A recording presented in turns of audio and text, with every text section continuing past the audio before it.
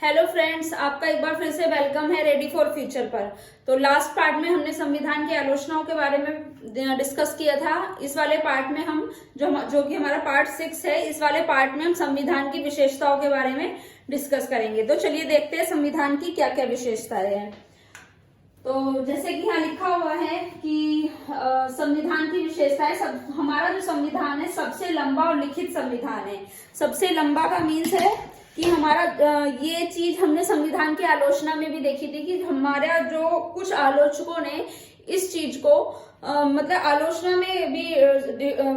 में भी डाला कि हमारा संविधान कि ये एक तरीके से डीमेरिट है, मतलब विशेषता नहीं है, ये एक तरीके से इसका नेगेटिव पॉइंट है कि ये बहुत लंबा संविधान है। लेकिन कई लोगों ने बोला कि ये तो हमारे संविधान की विशेषता है कि हमारा संविधान विश्व में सबसे लंबा संविधान है और लिखित संविधान है। कई देशों का संविधान लिखित नहीं है। लिखित का मीन्स कि मतलब उनका संविधान लिखा नहीं गया है। हालांकि दस्तावेज उनके पास भी होते हैं संविधान के, ऐसा तो है नहीं कि उनको जबानी रटा हुआ होता है, दस्तावेज होते हैं, लेकिन वो एक तरीके से मान्यता प्राप्त नहीं होता, लिखित नहीं होता है। ठीक है, हमारा संविधान है लिखित संविधान है। ठीक है, सबसे लंबा और लिखित संविधान इंडिया का है। तो ये लंबा किस वजह से है? लंबा इस वजह से भी है, जैसे कि हमने देखा था कि हमारे संविधान में उस टाइम पर जो आर्टिकल्स थे वो 395 आर्टिकल्स थे उस टाइम पर। ठीक है ना। और अभी जो हमारे संविधान में आर्टिकल्स है वो है 470 आर्टिकल्स है। उस टाइम पर 395 थे और 8 अनुसूचियां थी।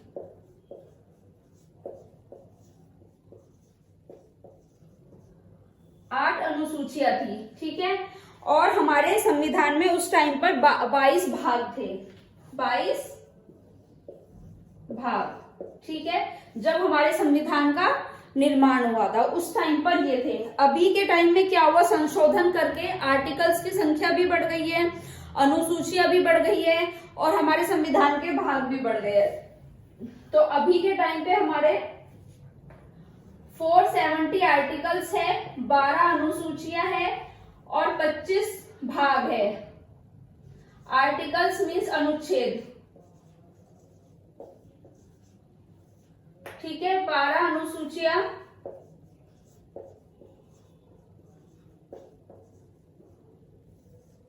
और 25 भाग, ये अभी हमारे संविधान में है, इसलिए इसको बोलते हैं बहुत बड़ा संविधान है। दूसरा, इसका बड़ा होने का क्या कारण है? संविधान का इतना विस्तृत जो रूप है उसका कारण क्या है?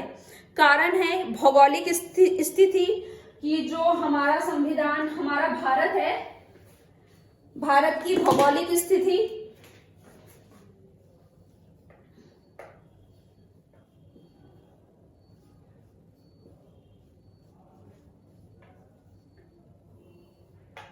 भौगोलिक और सांस्कृतिक।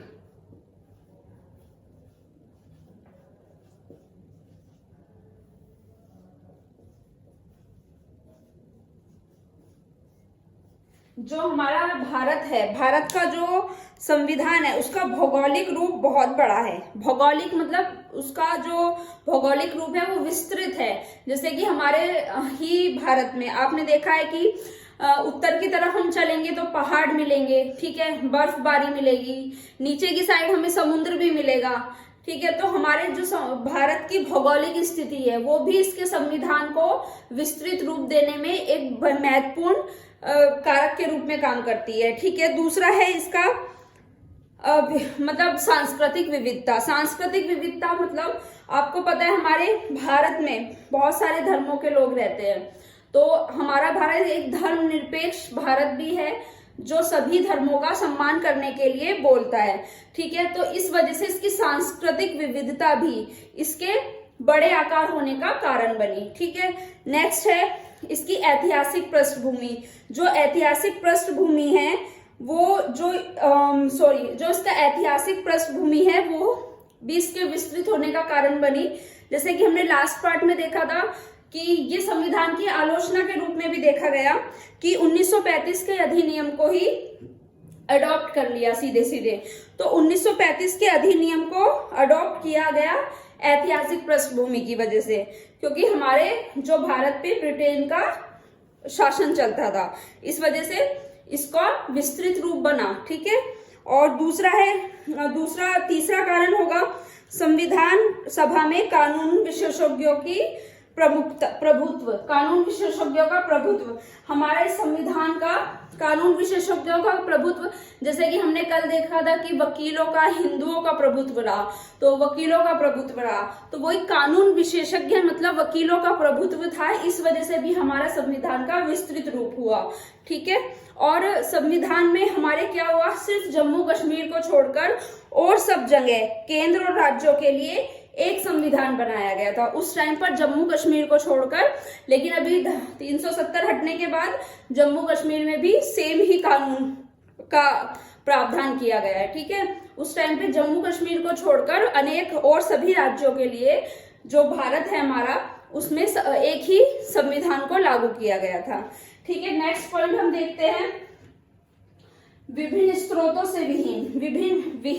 विभिन्न स्रोतों से विहित का मतलब है, आपको जैसे कि पता है कि हमारे संविधान का जो निर्माण है वो विभिन्न देशों के संविधान का अवलोकन करके ही बनाया गया है। विभिन्न स्रोतों से विहित है मतलब कि बहुत सारे देशों के संविधान का अवलोकन करके हमारा संविधान बनाया गया है।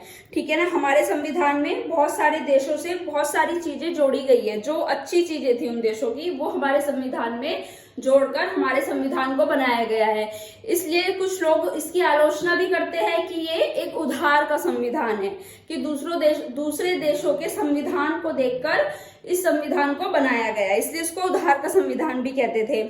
तो 1935 डॉक्टर अंबेडकर ने घोषणा की थी कि भारत के संविधान का निर्माण विश्व के विभिन्न संविधानों को छानबीन करने के बाद ही इसका निर्माण किया गया है। तो ये हमारे लिए एक गर्व की बात है कि हमने सिर्फ ऐसे ही उठा के अपना संविधान नहीं लिख दिया है, हमने पहले सारे विश्व के संविधानों को छानबीन किया कि उनके संविधान में क्या क्या अच्छी चीजें हैं, उन सब अच्छी चीजों को अपने संविधान में अडॉप्ट किया। ठीक है। तो जैसे कि हमारा संविधान में है जो नीति निर्देशक तत्व है वो हमने आयरलैंड से लिए हैं, और जो हमारा मौलिक अधिकार है वो हमने अमेरिका से लिए हैं। मौलिक अधिकार हमने अमेरिका से,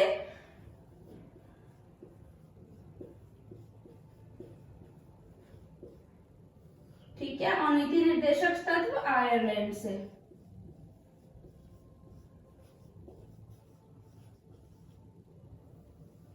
आयरलैंड से लिए। ठीक है। इसी प्रकार हमने बहुत सारी चीजें हैं जो हमने विभिन्न देशों से लिए, जैसे ब्रिटेन से हमारी कार्यपालिका और विधायिका संसद का जो रूप है हमारा वो हमने ब्रिटेन से अडॉप्ट किया है। ठीक है। इसी तरीके से जापान, कनाडा और भी बहुत, ऑस्ट्रेलिया, जर्मनी, यूएसएसआर, इन सब देशों से भी हमने कुछ ना कुछ अपने संविधान में अडॉप्ट किया है। ठीक है। नेक्स्ट पॉइंट देखते हैं, नम्यता एवं अनम्यता का समन्वय। नम्यता मतलब बहुत ही लचीलापन और अनम्यता मतलब कठोरपन, कि इसका समन्वय हमारे संविधान में मिलता है। मतलब कि हमारा संविधान नम्य भी है और अनम्य भी है। जैसे कि हमारा संविधान में क्या है कि कुछ विशेष कानूनों के लिए संसद की जो कार्य प्रणाली है उसमें कुछ विशेष कानूनों में बदलाव के लिए संसद के 1/3 सदस्यों की हमें क्या चाहिए, मतलब अनुमति चाहिए। 1/3 सदस्यों का हमें मतदान चाहिए।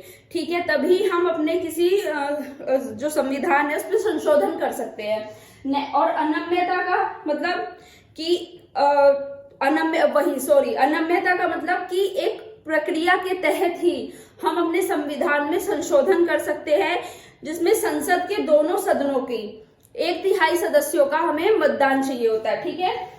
और अनम्यता का मतलब है कि बहुत लचीला भी है, कि कुछ आम कानून है उसको संसद की साधारण प्रक्रिया के द्वारा भी लागू किया जा सकता है।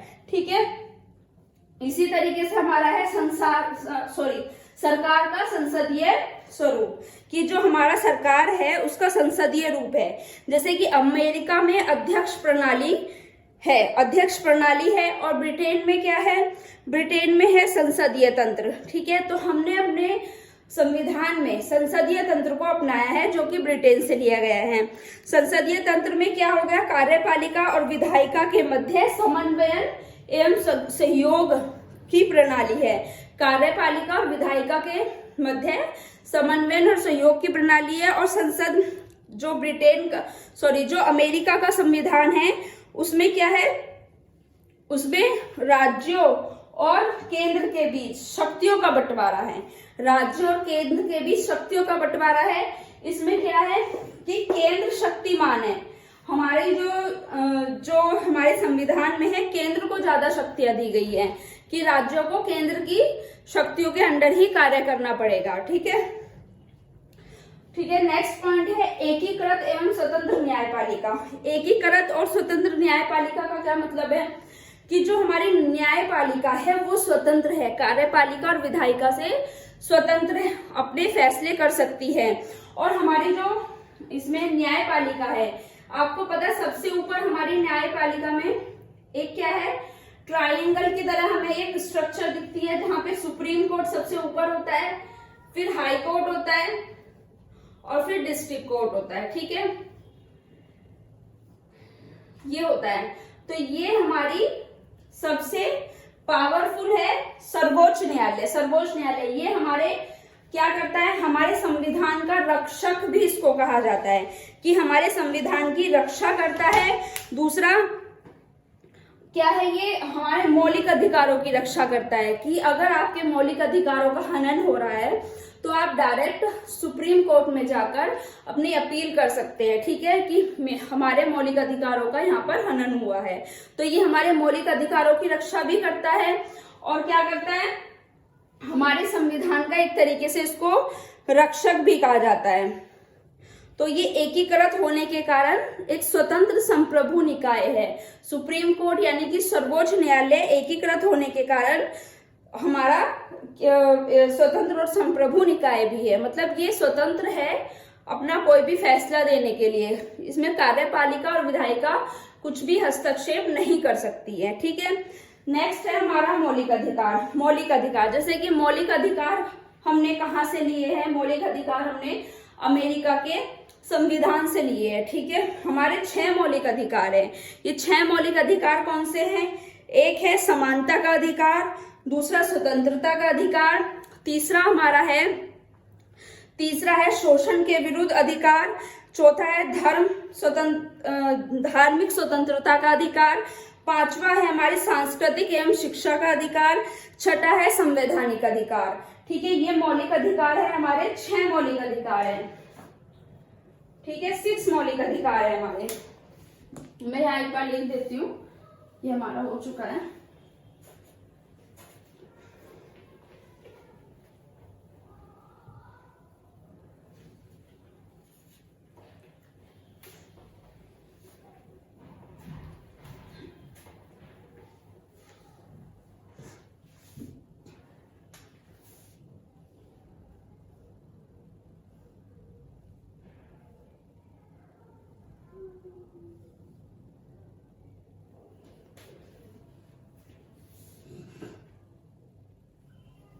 ठीक है, फर्स्ट है हमारा 6 मौलिक अधिकार है हमारे।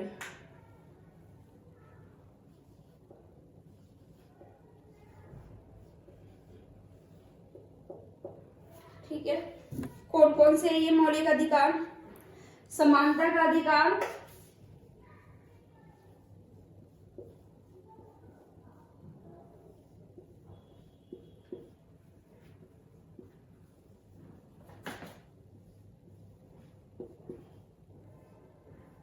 नंबर 2 है स्वतंत्रता का अधिकार,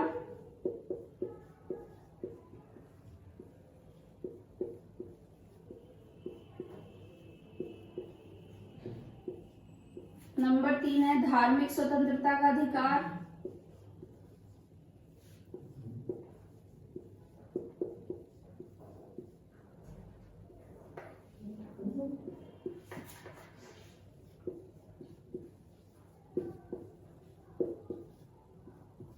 पहले हम इन 3 के बारे में डिस्कस कर लेते हैं।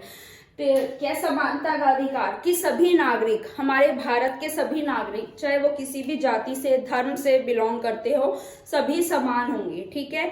नंबर 3 होगा स्वतंत्रता का अधिकार। स्वतंत्रता का अधिकार मतलब सभी नागरिक स्वतंत्र है, मतलब अपने जो अपने मौलिक अधिकार जो उनको दिए गए हैं उनके लिए स्वतंत्र है। वो कहीं भी घूम सकते हैं, आ सकते हैं, जा सकते हैं, कोई भी संगठन बना सकते हैं। तो इस तरीके से वो स्वतंत्र है। कोई भी धर्म अपना सकते हैं, किसी भी धर्म की पूजा कर सकते हैं, किसी भी धर्म का प्रचार कर सकते हैं।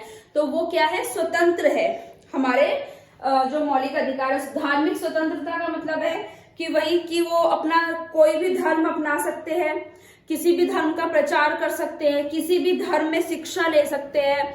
ठीक है। तो धार्मिक स्वतंत्रता हो गई। 4th हो गया हमारा शोषण के विरुद्ध। शोषण के विरुद्ध स्वतंत्रता, शोषण के विरुद्ध अधिकार। शोषण के विरुद्ध अधिकार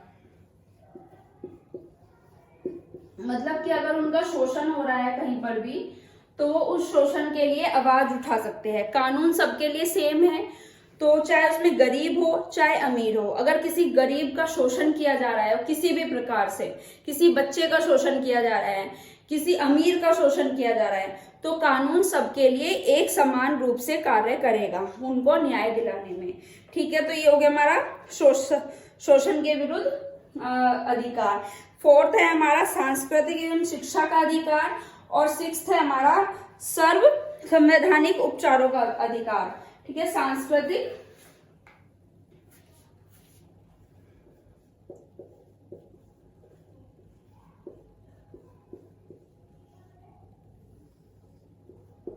एवं शिक्षा का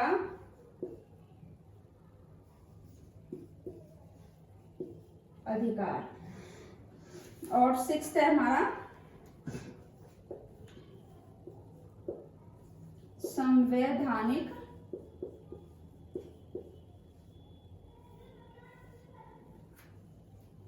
अधिकार। ठीक है। सांस्कृतिक एवं शिक्षा का अधिकार से मतलब है कि वही कि हम जो शिक्षा का अधिकार है वो सब पर है। शिक्षा प्राप्त करने का अधिकार सब पर है। सभी बच्चों को शिक्षा का अधिकार है।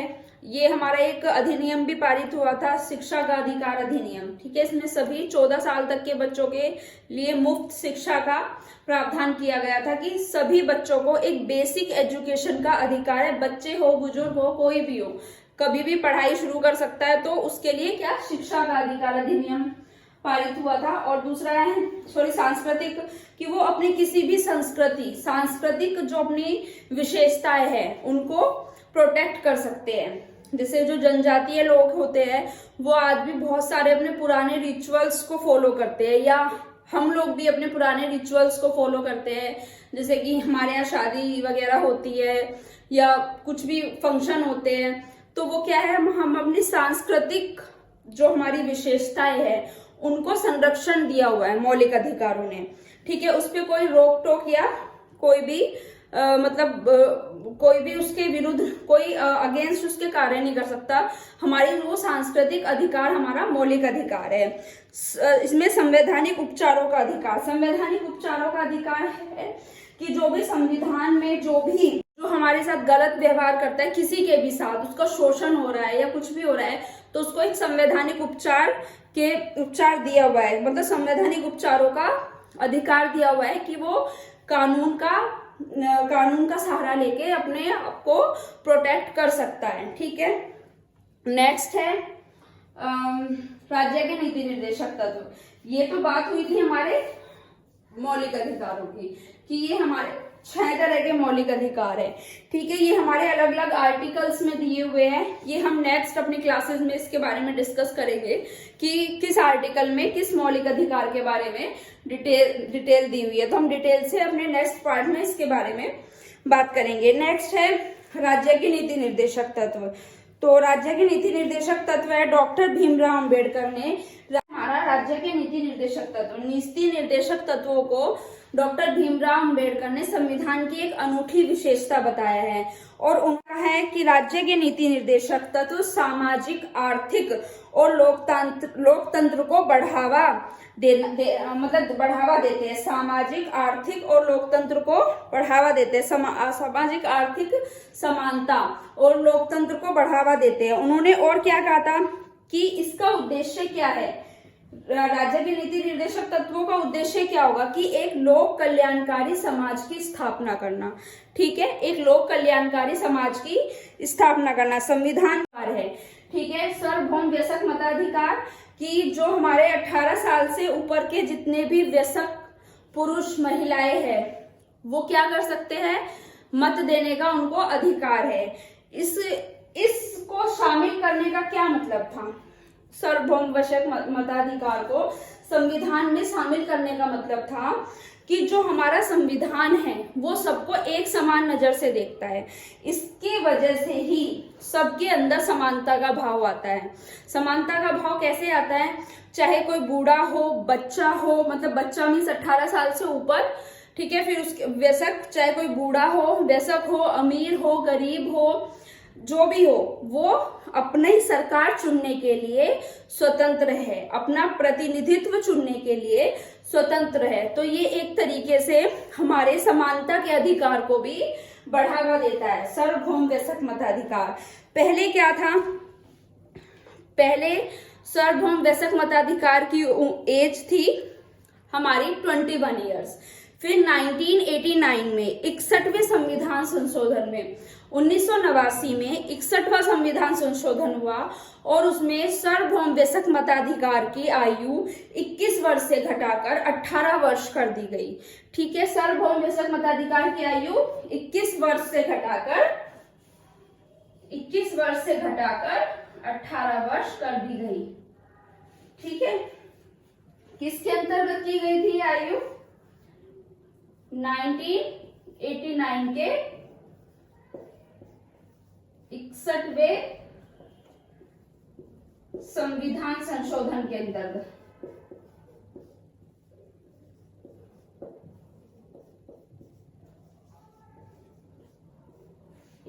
संविधान संशोधन के अंतर्गत ये आयु घटाकर 21 से 18 वर्ष कर दी गई थी। ठीक है, नेक्स्ट हम देखते हैं,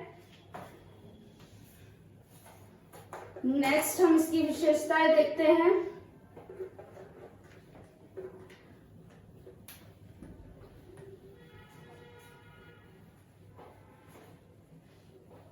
संविधान की विशेषताएं में नेक्स्ट है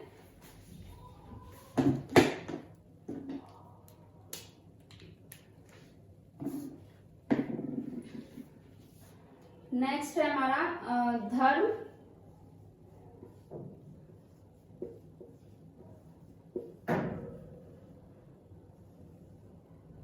धर्मनिरपेक्ष राज्य।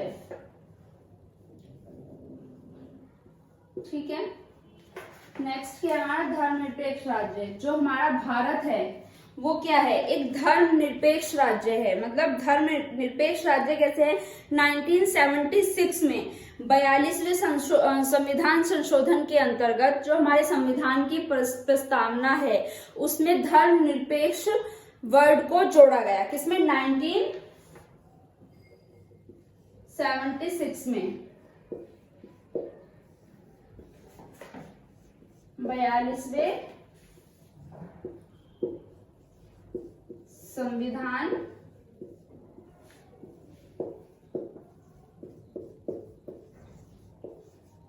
संशोधन के तहत इसको एक हमारी जो हमारी प्रस्तावना है, हमारे संविधान की प्रस्तावना, उसको नीचा नहीं दिखाएगा।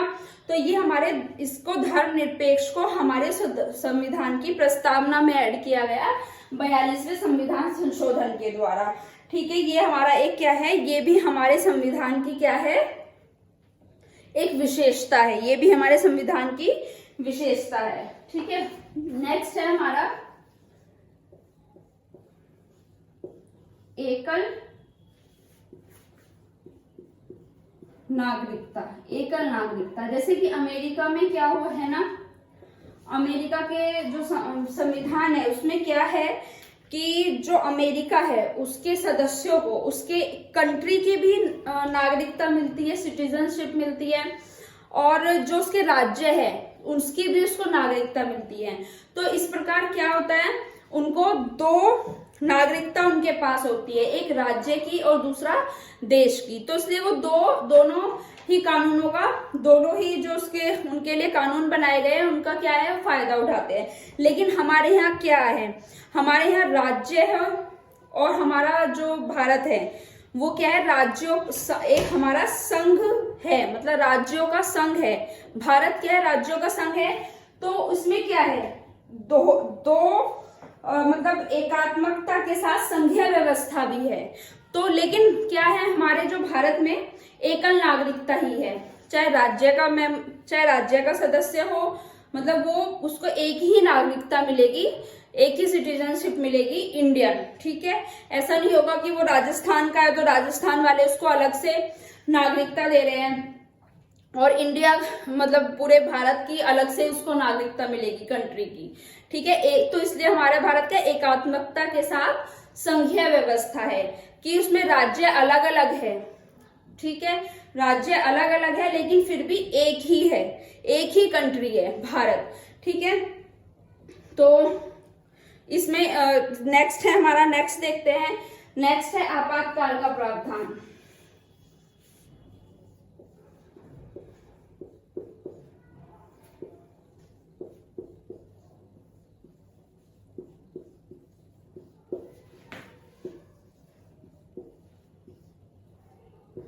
ठीक है, ये आपातकाल का प्रावधान क्यों किया गया है कि जब भी युद्ध की स्थिति होगी या कोई बाहरी आक्रमण होगा या अंदर ही कोई दंगे हो जाते हैं हमारे देश में, अगर कोई अंदर ही दंगे हो जाते हैं या बाहर से कोई शक्ति हमारे ऊपर आक्रमण कर देती है, कोई दूसरे देश, या कोई युद्ध की स्थिति होगी, तो उस टाइम पे हम आपातकाल की घोषणा कर सकते हैं।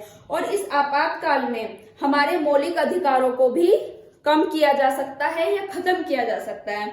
लेकिन हमारा जो मौलिक अधिकार 20 और 21 है उसका हनन नहीं किया जा सकता, 20 और 21 को खत्म नहीं किया जा सकता। ठीक है, ये हमारा आपातकाल का इसमें प्रावधान है। तो आपातकाल भी 3 तरह के होते हैं। फर्स्ट होता है हमारा राष्ट्रीय आपातकाल,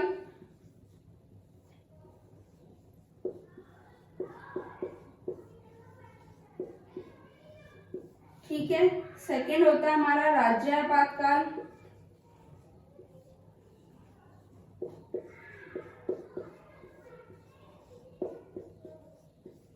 और थर्ड होता है हमारा वित्तीय आपातकाल।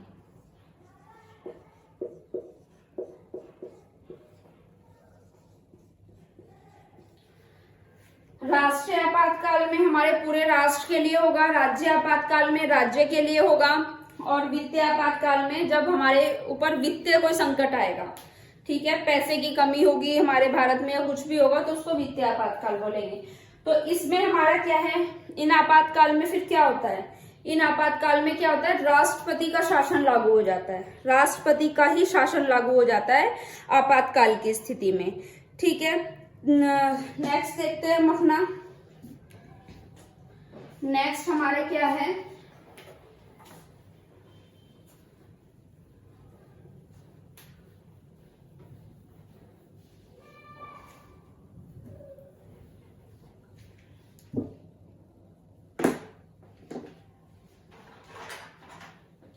नेक्स्ट है हमारा त्रिस्तरीय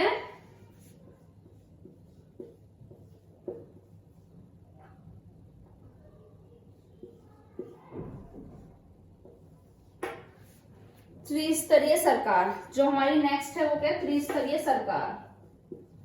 त्रिस्तरीय सरकार कैसे है, पहले तो सिर्फ हमारी 2 ही सरकार थी, मतलब दो स्तरीय द्विसदनीय, मतलब 2 स्तरीय सरकार थी। 2 स्तर मतलब केंद्र पे, एक केंद्र लेवल पर, सेंट्रल लेवल पर, और दूसरा राज्य स्टेट लेवल पर। तो हमारा क्या है, त्रिस्तरीय सरकार कैसे हमारी बनी, त्रिस्तरीय सरकार है। 73वें और 74वें संविधान संशोधन के द्वारा हमारी जो हमारी स्थानीय सरकार है, स्थानीय सरकार मीन्स जो हमारी पंचायत वगैरह होती है स्थानीय स्तर पर, उसको भी हमारी सरकार के सिस्टम में जोड़ दिया गया। हमारी द्विस्तरीय से त्रिस्तरीय सरकार हो गई। किसके अकॉर्डिंग? 73वें और 74वें संविधान संशोधन के द्वारा।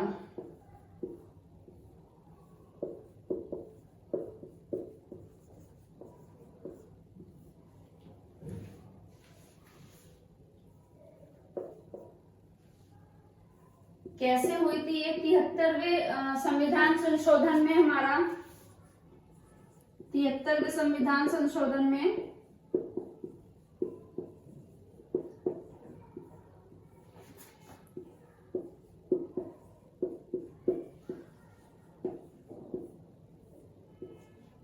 भाग 9 को जोड़ा गया, 9A को। ठीक है, इसके द्वारा हमारा पंचायती जो राज है, पंचायती राज है, उसको मान्यता दी गई।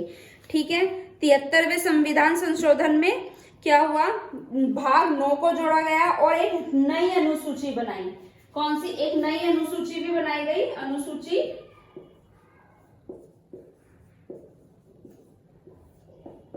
11, अनुसूची 11। ठीक है, 11वीं अनुसूची को जोड़कर 73वें संविधान संशोधन के माध्यम से जो हमारी पंचायत थी, पंचायत को क्या संवैधानिक मान्यता प्राप्त हो गई। जो हमारी पंचायतें थी उनको क्या हुआ? संवैधानिक मान्यता प्राप्त हुई।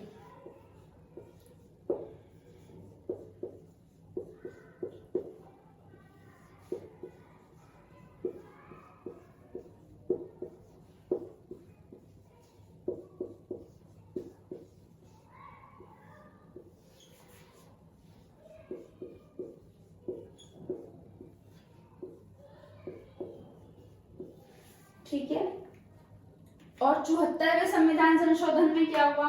ये तो हमारा हो गया 73वां संविधान संशोधन। 74वें संविधान संशोधन में हुआ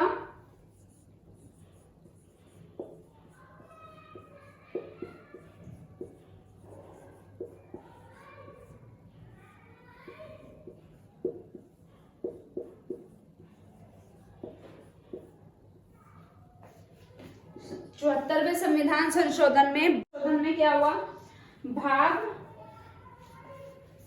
इसमें भाग 9A नहीं है, भाग 9 है। इसमें भाग 9 को जोड़ा गया, 9A को जोड़ा गया और एक नई अनुसूची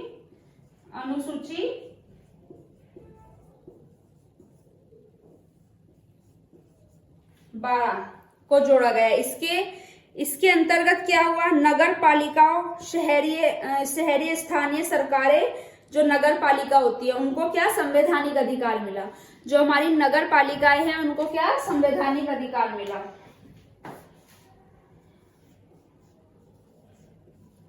नगर पालिकाओं को